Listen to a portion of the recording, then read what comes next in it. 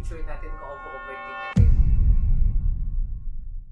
Nandito si Makwento ulit. I'm with Sir Brian, since entrepreneur ka. Anong ma-advise mo sa mga Gen Z na masyadong nagmamadali sa success since marami silang nakikita ngayon sa social media? So ano yung ma-advise mo for them? Huwag po tayo masyadong magmadali kasi lahat po ng bagay may tinatawag na proseso. Even nga ang bata, di ba, nag-start from 1 day to 1 month to 8 months, 9 months. Ang isang bagay, pag minadali mo, hindi siya ganun kasarap. Parang mangga. Ang mangga, pag minadali mo, di ba, kahit sabi kung pilitin mo man siyang imahinog, maasim pa rin eh. Iba pa rin talaga pag dumaan sa tamang proseso. Sa edad natin to, sa mga katulad ko ni Gen Z dyan, di ba, huwag tayo masyadong mag-isip sa future natin kasi minsan kaka-isip natin o kaka-overthink natin, pati future natin ka-overthink natin. You need to trust the process. Hindi nga pwedeng trust lang eh. You need to love the process. Pag mahal mo yung proseso, mas magiging smooth yung pagdadaanan mo.